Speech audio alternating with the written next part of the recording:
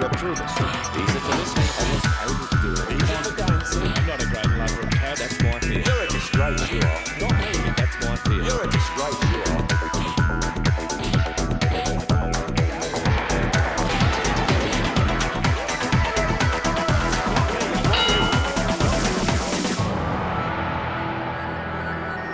Hello and welcome to Shadowboxing.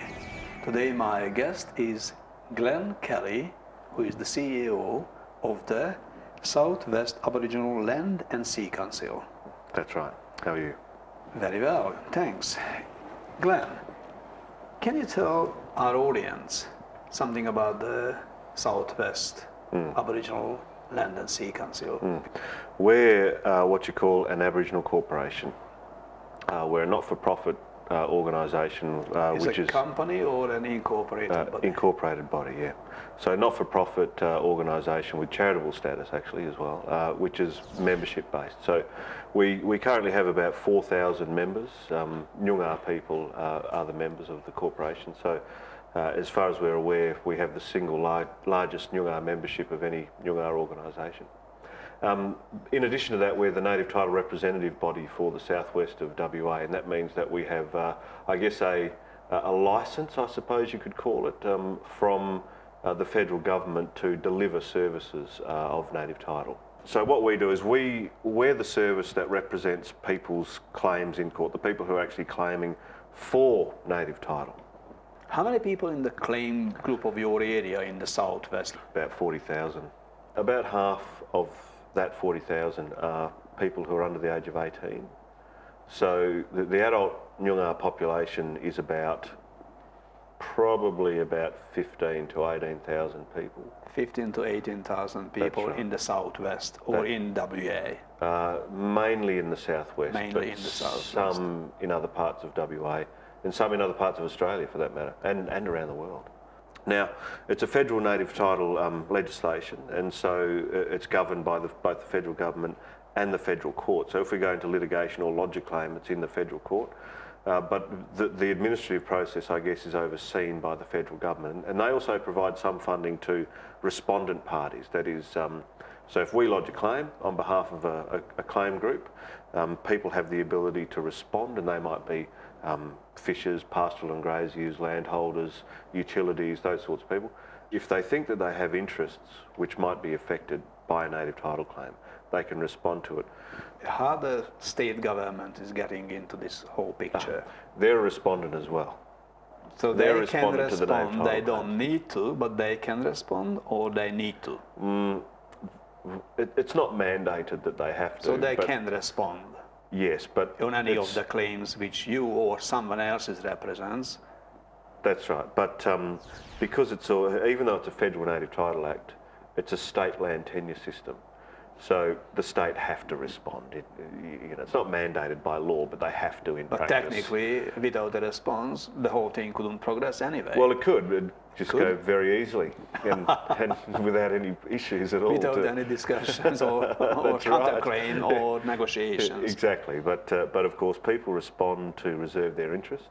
Yes. And so the state government will respond, reserve the state government's interest? Right, that's right. Or the so-called white people's interest? Well, purportedly on behalf of Western Australians. Which includes the Noongar people? It's supposed to, yes. But whenever we've gone to litigation, the state have been very, very firmly against Nyungar people. So it's a little bit hard to consider this idea that, when a state says, we represent all West Australians, well, obviously not all. If a group want to claim native title in WA, in some part of WA, make the claim, the government respond and say, we not agree, or we just give you a miniature sort of, retainer on your claim, and if you don't like it, jump. Yeah, and go to court. And go to court. Because there's two choices here. We have these claims. We can either litigate or we can reach an out-of-court settlement. The same as any other area of law, be it workers' compensation or whatever it might be. You can settle out of court or you can litigate, and a judge can decide for you. So how do you or the group or your members of the Land Council and Land and Sea Council can finance the court cases. So how do you get the money from? Yep, so that's federal, basically. It's done on the principle that everyone has representation. So the federal government gives money for the group for the court cost. Or? It's a complicated system of funding. Yes. We get a core funding, and if we go to litigation, we have to seek extra from a fund that they have called Contested Litigation Fund. It's very hard to get money from that fund. So if there's no money, no litigation? Or it's never happened, there's always some money coming? Judges, no, it's happened. Judges don't wait for funding decisions by The federal government, government agencies. When a judge orders litigation, the litigation happens, irrespective of whether you've received extra help or not. So what's happening then? Who is, forking the bill? Well, in that case, it becomes very difficult. I guess any organisation, if it wasn't able to get extra money, if it did get pushed into litigation, would have to basically make a whole series of savings. It might be shedding a whole lot of jobs, it might be shedding a whole lot of cars or whatever it might be to amass the money to get in there, because the clients need to be represented. The people deserve the best sort of representation that they can achieve. Yes. So it makes it really, really hard. The previous litigation nearly sent the organisation bankrupt. That's how hard it is to get these things financed. Do you think this system is a just system, or is a system which is just... No, I don't think it's an entirely just system, no. I just find it bizarre. Aboriginals have to claim native title after the white people arriving here, taking the land from the Aboriginals, then pointing the fingers, hey guys, if you want to have something, you have to claim your native title. How the hell is it going to happen? I mean, it's so absurd. We couldn't agree more. The whole sort of proposition around native title is so full of bizarre ironies and absurdities that it which are grinding in many up ways, their life in many ways describes, just defy logical description. But on the flip side of that, welcome to Australia. That's the way the place works. I mean, welcome to democracy. Welcome to 21st century. Yeah, I mean, we don't necessarily think that that we're part of the democracy, because we don't have the economic muscle or the numbers to have people in Parliament. To have the voice. Yeah, that's right. To have that voice. But native title is actually even a little tiny bit worse than what you described, because native title isn't land. Native title in the southwest would be the rights to do things on land that someone else now owns, right? And I can't put it any plainer than that. Mabo and the Mabo decision was an earth-shattering and groundbreaking and amazing thing that happened in Australia. It was a wonderful thing, and Eddie Mabo is a hero of mine. But what happened in the court was that, like, we all know that there was a finding that native title can exist, and a really good finding that this idea of terra nullius was a lie and should be expunged from the lexicon, and that's really important.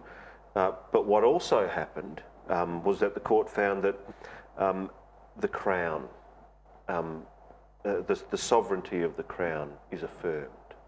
And that the Crown holds the radical title of Australia. And the radical title is the ownership of everything underneath everything else. It's the authority of the Crown that lets governments resume private property for public purposes. And the reason is because underneath it, they own it, not the private citizen.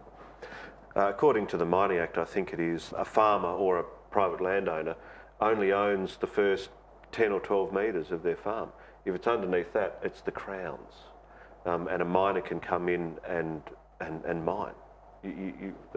Couldn't stop it. You couldn't stop it. Well, you could make a hell of a racket about it, but according to the law, no, you couldn't stop it. There needs to be just compensation. Just compensation is one of the terms of the Constitution. But the third part of it is it said that acts of the Crown alienating land extinguish native title.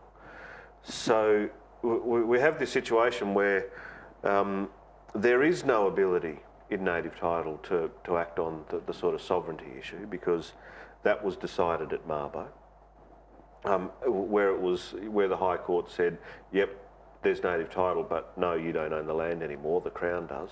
And because of what action has happened? The Crown became a landowner. Well, that's right. And what has happened? How did the Crown become a landowner? I mean, the declaration? It just does. Accretion. Accretion. Can the Aboriginal make an accretion? Not with, it's a numbers game. It's a numbers game. See, and money. See, what happens is... and weapons, and money and numbers. Well, that's right. In the time when Australia was invaded, and after that, there was a superiority of particularly technology and weapons. And diseases had a big say in it as well. Yes. So that was quite devastating. So after that, what happens is that the Parliament starts, and the colonies become stronger, all of these sorts of things. And then the Australian state, the Australian nation, gets recognised in international law. After that, it's finished. It's gone. It's done. There's no returning to a pre-sovereignty state. No returning. No, that's right. Who say that is no returning? Well, I mean, well, how would you propose it happen? I mean, if you can create law, you can abolish law. Yeah, you can change. That's so right, it's no return to say it's very pessimistic. However, I do understand the number game, the money and the weapons and the authority by force. That's what is happening. But the most important respect is that there's no returning to the pre-sovereignty state, is that it's happened, and that the impacts on Aboriginal people have happened. The stolen generations have happened. All of this stuff has happened. And I wish you will stay with us, because after the break, we're coming back more with shadow boxing.